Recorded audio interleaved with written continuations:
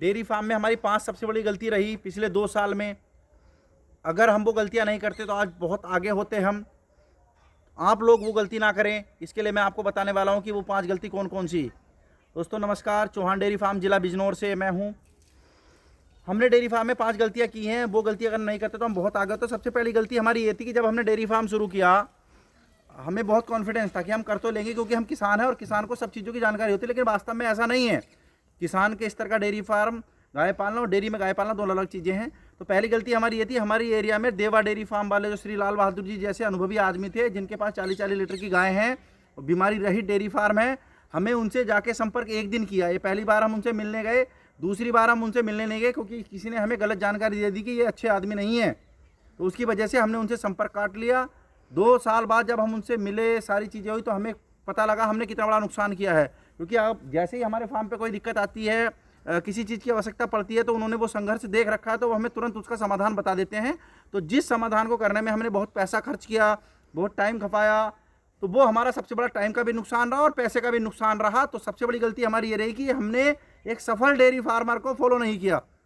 दूसरी सबसे बड़ी गलती हमारी ये रही कि हम जिन लोगों के साथ रहते थे वो थोड़ी छोटी मेंटालिटी के थे, उन्होंने हमें ब्रीडिंग पे नहीं जाने दिया।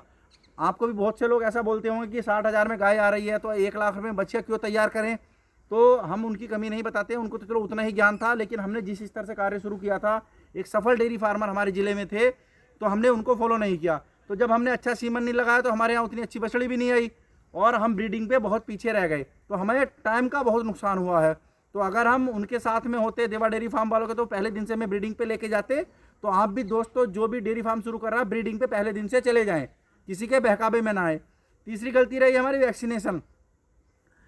अमूमन हमारे फील्ड में ऐसा हो रहा है कि फील्ड में हर जगह अच्छे वेटरनरी डॉक्टर की कमी है।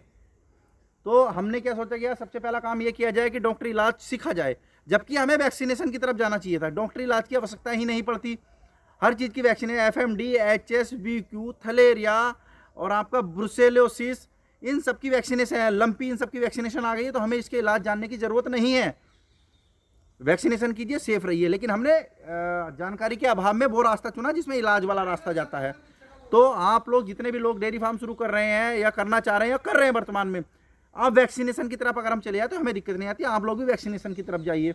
चौथा बड़ा कारण रहा कि अगर हमें अच्छी गाय मिल भी गई तो उसको मेंटेन करने में दिक्कत आई, क्योंकि गाय को जो आप खिलाएंगे वही आपको वापस आएगा। जब नया आदमी फील्ड में आता है तो जिसकी चमक धमक ज़्यादा होती है, और आप समझिए कि अभी कोई नया डेयरी फार्म शुरू करता है, उसके यहाँ कंपनी वाले भी बहुत आ जाएंगे, फीड वाले भी बहुत आ जाएंगे। सब लोग अपनी कंपनी को फीड बढ़िया बताते हैं, लेकिन पता किसे है? जो इस्तेमाल कर रहा है। देवा डेयरी फार्म वाले लाल बहादुर जी 10 साल से तजुर्बा था, उन्हें पता था सबसे अच्छी फीड कौन सी है, टॉप की 2 फीड कौन सी है। हमें वहाँ तक पहुँचने में 2 साल लग गए। अगर हम उनके साथ पहले दिन से होते तो हमें पहले दिन से ही पता होता कि सबसे अच्छी फीड कौन सी है, जिसके रिजल्ट बहुत बढ़िया हैं। तो हमें 2 साल फीड में भी हम पीछे नहीं रहते। तो चौथी जो गलती रही हमारी फीड में रही। 5वीं जो हमारी कमी रही है कि हम मैनेजमेंट का भी थोड़ा चक्कर रहा।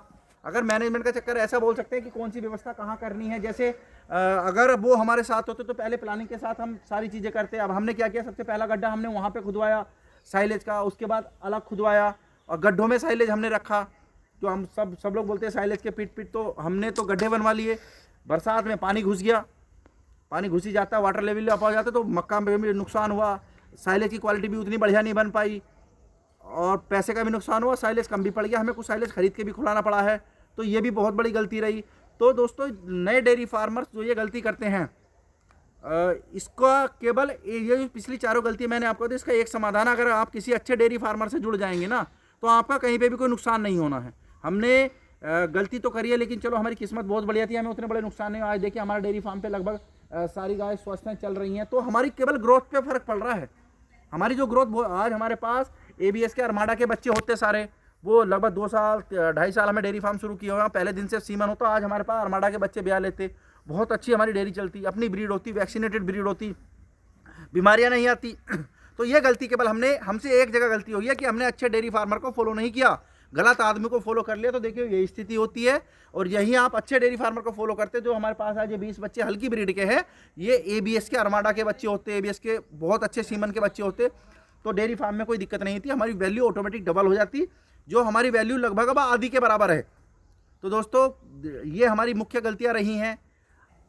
आप ये गलती मत करना। इन सब का एक ही समाधान है कि खुद गलती करके मत सीखो, आप अच्छे डेयरी फार्मर को फॉलो कर लीजिए। हमारे यहाँ तो श्री लाल बहादुर जी है जिनको हम फॉलो कर रहे हैं। आपकी एरिया में भी अच्छे डेयरी फार्मरों को उनको फॉलो कीजिए। किसी कंपनी की, किसी दवाई वाले की, किसी फीड वाले के चक्कर में ना फंसे।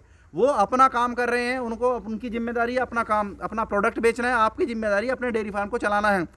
आपको अच्छी जानकारी कौन देगा? जिन्होंने काम कर रखा है, जिनको तजुर्बा बहुत ज़्यादा है। तो हमसे गलती हुई है, आप ये गलती बिल्कुल मत करना। और मैं आपको ये जानकारी के लिए एक बात बता दूं, अगर आपके पास अच्छा डेयरी फार्मर नहीं है तो हम Uttar Pradesh dairy farmer association के नाम से संगठन बना रहे हैं, जिसकी मीटिंग 1 फरवरी को है, जिसमें हमारी जानकारी के लगभग 50 अच्छे डेयरी फार्मर जुड़े हुए हैं। तो आप संगठन में जुड़ के 50 लोगों की राय ले सकते हैं। अच्छा संगठन है, तो इसमें आपको नुकसान होने से बच जाएगा। तो आप अपने आसपास अच्छा डेयरी फार्मर ढूंढें, और साथ में अगर आपको नहीं मिल पा रहे तो बहुत अच्छा, और साथ में आप संगठन में भी जुड़िए। संगठन में मैं भी हूं और देवा डेयरी फार्म वाले भी हैं, और जो टॉप के फार्मर्स हैं उनकी आप राय ले सकते हैं, फ्री ऑफ कॉस्ट रहेगी। संगठन तो बहुत काम करेगा, अच्छे डॉक्टर भी प्रोवाइड करेगा, अच्छी फीड पे भी काम करेगा, अच्छे मिनरल मिक्सचर के बारे में बताएगा, वैक्सीनेशन के बारे में बताएगा।